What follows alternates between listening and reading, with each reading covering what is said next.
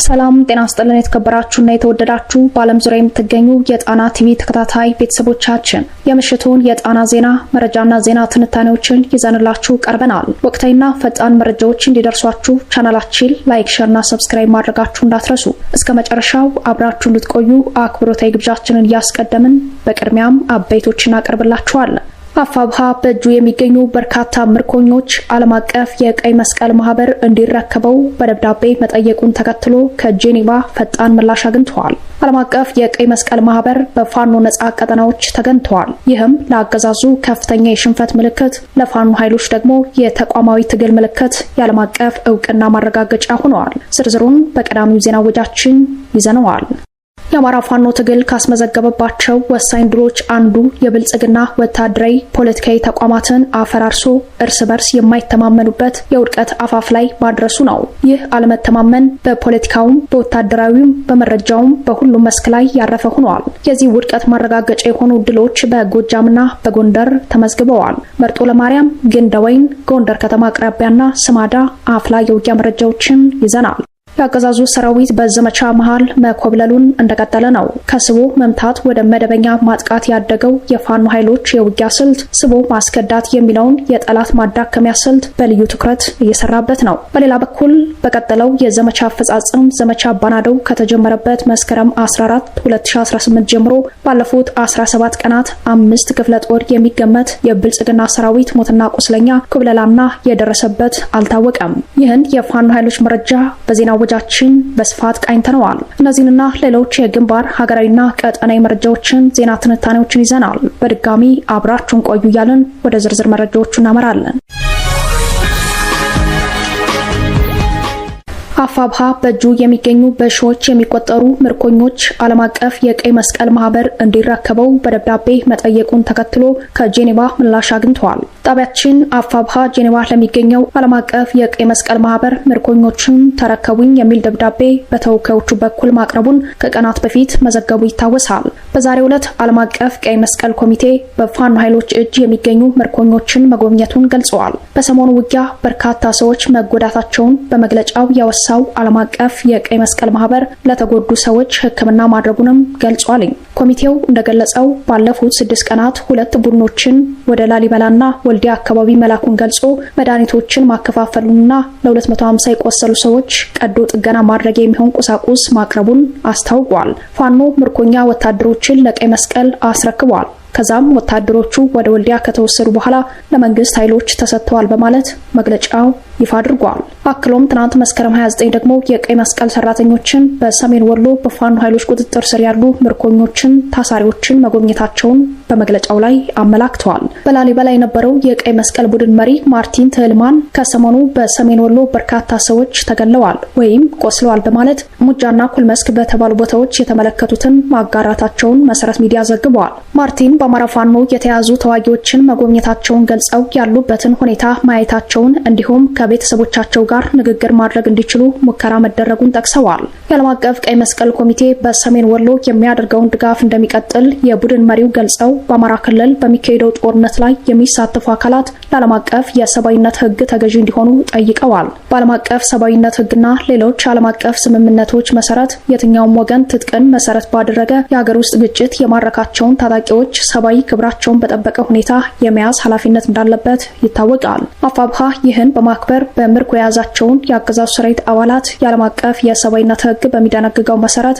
ሰብአዊ ክብራቸውን በጠበቀ ሁኔታ መያዙን አስታውቆ ነገር ግን በእጁ ያሉትን ምርኮኞች ለመቀለብ ለሌሎች ሰብአዊ ድጋፎች ለማድረግ አቅሙ እንደማይፈቅድ በማሳወቅ በዓለም አቀፍ ሕጉ መሰረት በምርኮ የያዛቸውን የአገዛዙ ሰራዊት ከግንዛቤ ፈጠራ ትምህርቱ በኋላ በፍላጎታቸው መሰረት ለዓለም አቀፍ ቀይ መስቀል ማህበር የማስረከብ ፍላጎትና ቁርጠኝነት እንዳለው በደብዳቤ ማሳወቁ ይታወሳል። አፋብሃ በምርኮ የተያዙትን ከፍተኛ ቁጥር ያላቸው የአገዛዙ ሰራዊት ሰብአዊ ክብራቸውን ማስጠበቅ የሚችል ምግብ፣ የልብስና የመድኃኒት አቅርቦት የሌለው በመሆኑ የዓለም አቀፍ ቀይ መስቀል ማህበር መሰረታዊ ፍጆታዎችን ለምርኮኞች እንዲያቀርብ የጠየቀው ጥያቄ አፋጣኝ ምላሽ ማግኘቱ በአማራ ፋኖ ትግል ታሪክ ውስጥ አዲስ ምዕራፍ ሆኖ ተመዝግቧል። የአማራ ፋኖ ትግል ካስመዘገባቸው ወሳኝ ድሎች አንዱ የብልጽግና ወታደራዊና ፖለቲካዊ ተቋማትን አፈራርሶ እርስ በርስ የማይተማመኑበት የውድቀት አፋፍ ላይ ማድረሱ ነው። ይህ አለመተማመን በፖለቲካውም በወታደራዊም በመረጃውም በሁሉም መስክ ላይ ያረፈ ሆነዋል። በዚህ ድል የብአዴን ብልጽግና ወንበር ጠባቂ ሆነው አርማ ብተና እየተበተነ ያለ ቢሆንም የብልጽግና መከላከያ ሰራዊት በፕሮፓጋንዳው እየደገፈው ይገኛል። የአርማ መከላከል ዋና አዛዥ ረዳት ኮሚሽነር አማረ ጌታነህ የሚመሩት የብአዴን ብልጽግና ወንበር ጠባቂ ቡድን በጎጃም መርጦ ለማርያም ከተማና በግንደወይን ከተማ በፋኖ ኃይሎች ከፍተኛ ምት ደርሶበታል። በጎጃም አፋብሃ ቴዎድሮስ እዝ የፋኖ ኃይሎች ዛሬ መስከረም 30 ከሰዓት በኋላ በመርጦ ለማርያም ከተማ በወሰዱት ማጥቃት በርካታ የአድማ ብተናና የሚሊሻ አባላትን ሙትና ቆስለኛ አድርገዋል። በከተማዋ ዘልቀው በመግባት በተመረጡ ወታደራዊ ካምፖች ላይ ጥቃት የሰነዘሩት የፋኖ ኃይሎች 23 የአድማ ብተና እንዲሁም 18 ሚሊሻ በድምሩ 41 ተዋጊ መማረካቸውን ቁጥራቸው በውል ያልታወቁትን ደግሞ ሙትና ቆስለኛ ማድረጋቸው ታውቋል። የዜና በተጠናቀረበት ሰዓት ውጊያው እንደቀጠለ ሲሆን በሌላ የአውደ ውጊያ ከመርጦ ለማርያም በተጨማሪ ግንደወይን ከተማ የገቡ የፋኖ ኃይሎች በከተማዋ የተመረጡ ወታደራዊ ካምፖችን በማጥቃት ጉዳት ማድረሳቸው ተሰምተዋል። ከሰሞኑ በአዊ ባንጁ፣ ደንበጫ፣ ገርጨጭና በእንጅባራ ቀጠናዎች ከፍተኛ ሰብአዊና ቁሳዊ ኪሳራ ያስተናገደው አርማ ብተናው በዛሬው የመርጦ ለማርያምና የግንደወይን ከተሞች ውጊያ ከባድ ጉዳት እንዳስተናገደ አብላጫው ሰብአዊ ኪሳራም የአርማ ብተናው እንደሆነ ተሰምተዋል። ለተቋም ጥበቃ እንኳን የማይበቁ የውጊያ አቅማቸው ደካማ የሆኑ የአርማ ብተና አባላትን በጸረ ሽምቅ ስምሪት ያስገባው የብልጽግናው አገዛዝ በየዕለቱ በርካታ ሰብአዊ ኪሳራዎችን በማስተናገድ ላይ ይገኛል። ከዚሁ የአርማ ብተና ሰብአዊ ኪሳራና የግንባር መረጃችን ሳንወጣ ወደ ጎንደር ቀጠና እናመራለን።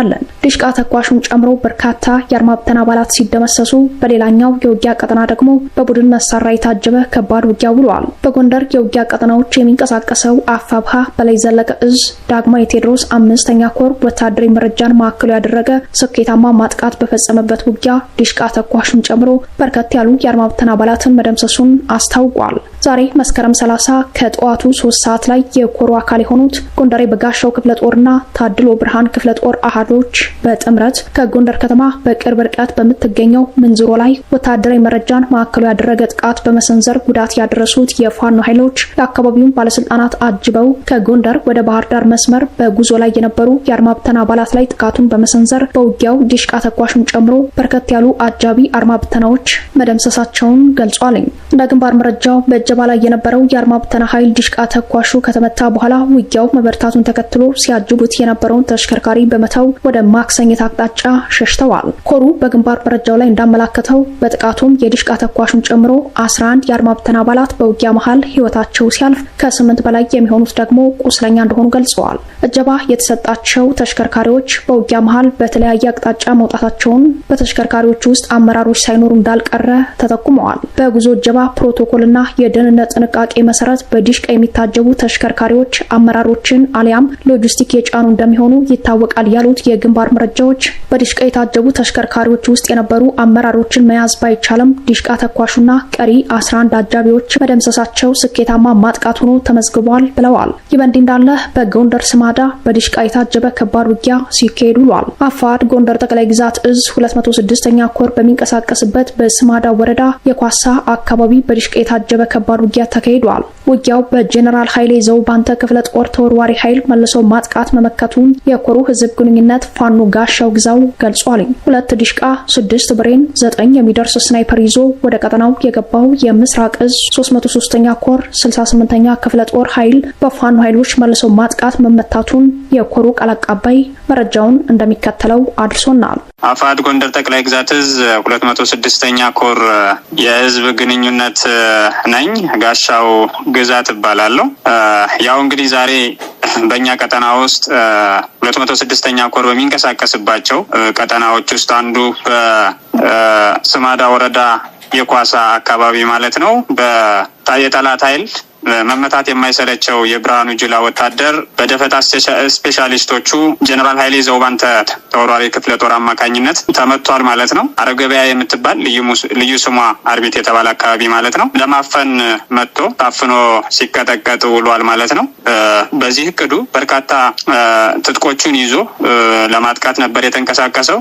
በጠላት በኩል 2 ዲሽቃ 6 ብሬንና ወደ 9 የሚደርሱ ስናይፐሮችን ይዞ ነበር የወገን ኃይልን ለማፈን የተንቀሳቀሰው። ነገር ግን ጠላትን እንዴት መምታት እንዳለባቸው ቀድመው የሚያቅዱትና የሚንቀሳቀሱት የጀነራል ኃይሌ ዘውባንተ ተወርዋሪ ክፍለ ጦር እሱ ባላቀደው መንገድ ከበባ ውስጥ አስገብተው ሲቀጠቅጡት ውለዋል ማለት ነው። በዚህ ውጊያ በተጨማሪነት የጉና ክፍለ በሻለቃ አዛዥ ደሳለኝ የሚመራው የክፍለ ጦር በተጨማሪ በሸረፍ ጎዲና በኮሽ በሚባል ቦታዎች ላይ ልዩ እገዛ ሲያደርግ ውሏል ማለት ነው።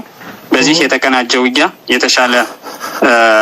ከዚህ የተሻለ ግንኙነትና መልካም ትብብር የነበረበት ጠላትን በጋራ የተመታበት ሁኔታ ነበረ ማለት ነው። በዚህ ውጊያ ላይ በርካታ ጠላት ተመቷል ማለት ነው። የጠላት ጥምር ኃይል ማለት ነው። ይህ ውጊያ እጅግ አትራፊና ለወገን በርካታ ትጥቆችን ያስታጠቀ ነበር ማለት እንችላለን።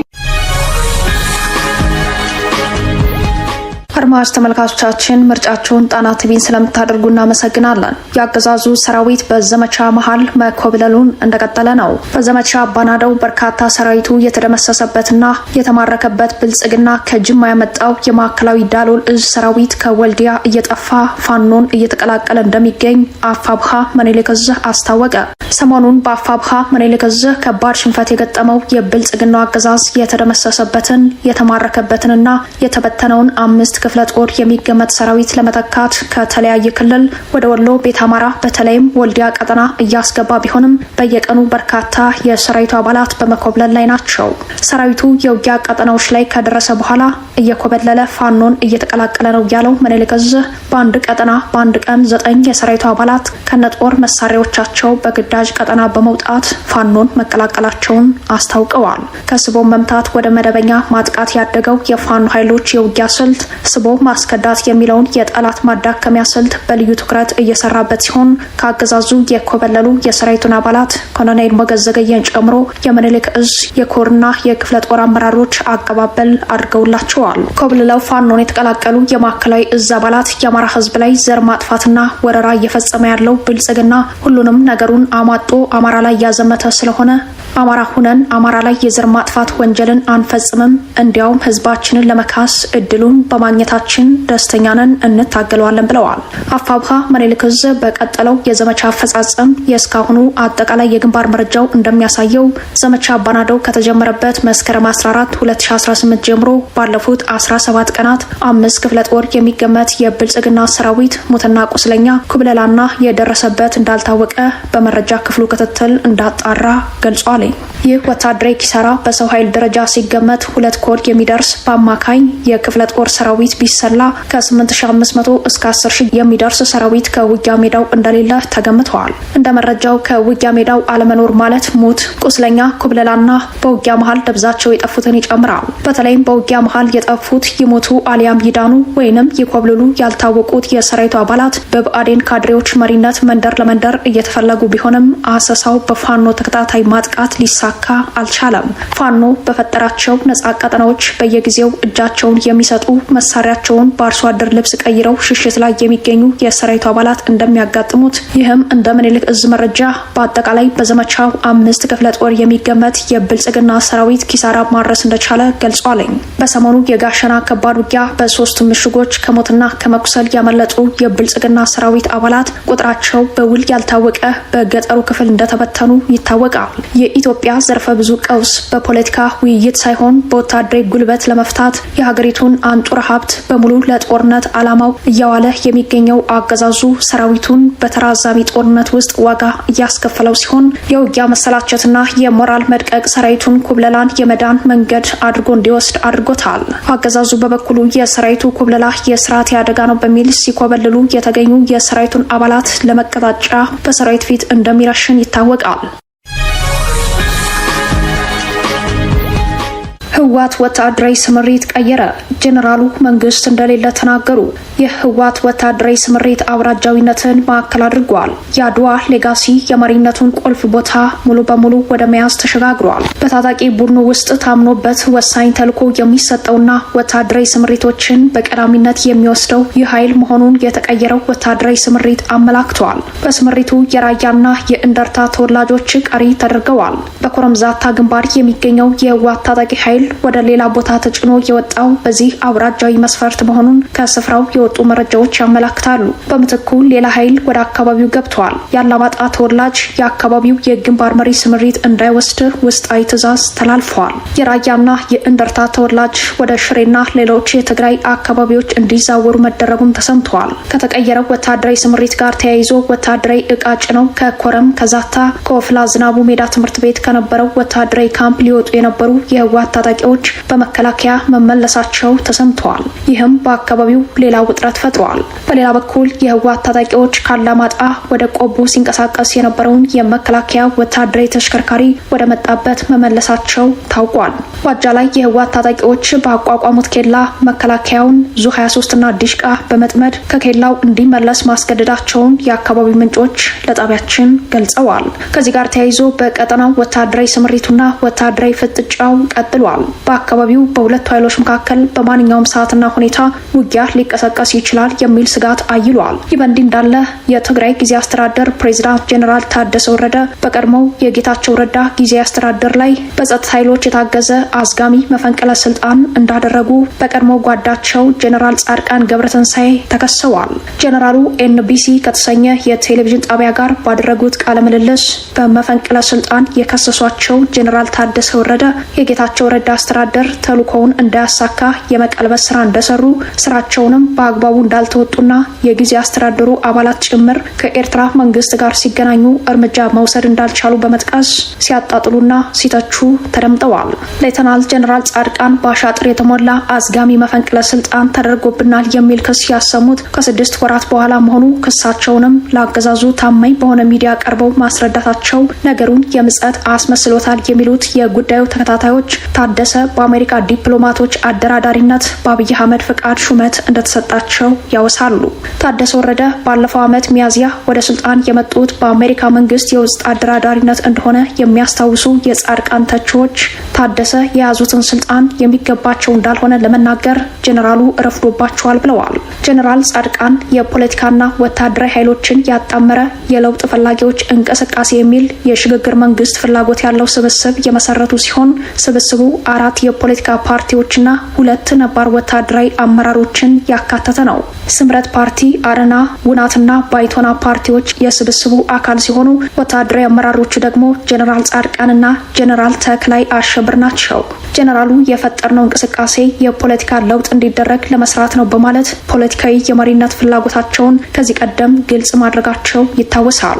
ጄኔራሉ የለውጥ ፈላጊዎች እንቅስቃሴ ዋነኛ ዓላማዎቹ 3 ናቸው ያሉ ሲሆን ዓላማዎችን በዝርዝር ሲያስረዱም አንደኛው መንግስት ስለሌለ መንግስት መመስረት፣ ሁለተኛው በትግራይ ጦርነት እንዳይፈጠር ድምጽ ለመሆን፣ በሶስተኛ ደረጃ ህወሓት ቅቡልነት ስላጣ ህወሓትን ለመተካትና ለቀጣይ ምርጫ ለመዘጋጀት እንደሆነ ቀደም ሲል መግለጻቸው ይታወሳል። ስብስቡ በትግራይ የሽግግር መንግስት ዓላማ እንዳለው የሚጠቁሙት የጉዳዩ ተከታታዮች በበኩላቸው ድረ ህወሓት ትግራይን ለመረከብ ራሱን ያዘጋጀ ቡድን ነው ይላሉ።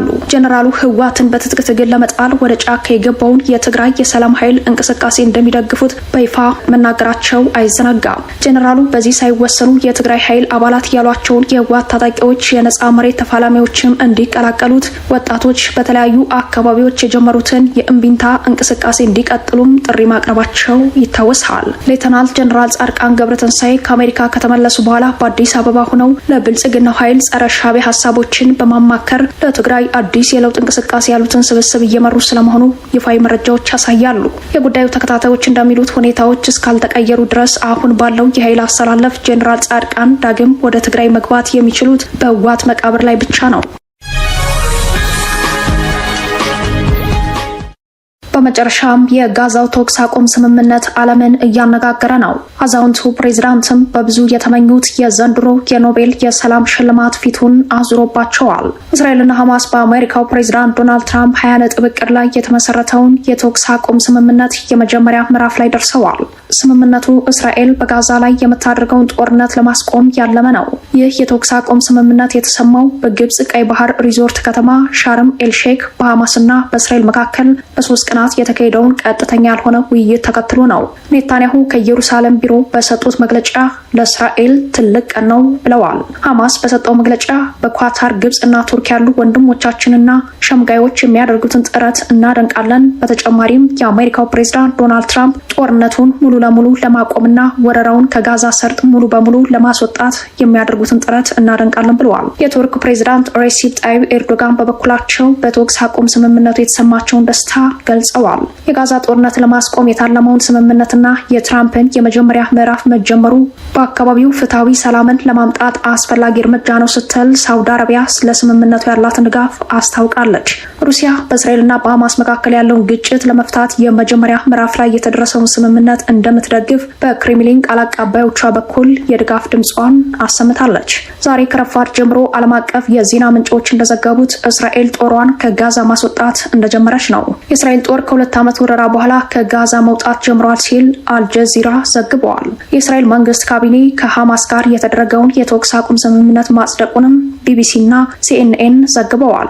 ዛሬ ማለዳ የእስራኤል ካቢኔ ያጸደቀው የሰላም ስምምነት በጋዛ በ24 ሰዓታት ውስጥ ጦርነቱ ቆሞ በሐማስ የተያዙ እስራኤላውያን ታጋቾች በ72 ሰዓታት ውስጥ እንዲፈቱ የሚያስችል ነው ተብለዋል። የእስራኤሉ ጠቅላይ ሚኒስትር ቤንጃሚን ኔታንያሁ በኤክስ ገጻቸው ላይ ባሰፈሩ ጽሑፍ መንግስት አሁን በህይወት ያሉ ታጋቾችን የሚፈቱበትን ማዕቀፍ አጽድቋል ብለዋል። የተኩስ አቁም ስምምነቱ የታወጀው ትላንት ሲሆን በስምምነቱ መሰረት በጋዛ የተያዙ እስራኤላውያንና በእስራኤል እስር ቤቶች ያሉ ፍልስጤማውያን እስረኞች የሚለቀቁ ይሆናል ተብሏል። የአሜሪካው ፕሬዝዳንት ዶናልድ ትራምፕ ለ2 ዓመታት የዘለቀውን የጋዛ ጦርነት አቁመናል፣ መካከለኛው ምስራቅ ደግሞ ታላቅ ይሆናል ሲሉ መልእክታቸውን ባስተላለፉበት ዕለት በብዙ መንገድ የደከሙለት የሰላም ኖቤል ሽልማት ዘንድሮም በእጃቸው ሊገባ አልቻለም። የ2025 የኖቤል የሰላም ሽልማት አሸናፊ የቬንዙዌላ ተቃዋሚ ፓርቲ መሪ ማሪያ ኮሪና ማቻዶ ሆነው ተመርጠዋል። አዛውንቱ ፕሬዝዳንት የዚህ ዓመቱ የሰላም ሽልማት እንደሚገባቸው ደጋግመው ሲናገሩ ቢሰማም ሽልማቱ ይገባቸዋል በሚል እንደ ፓኪስታን ያሉ ሀገራት ድጋፋቸውን ቢሰጡም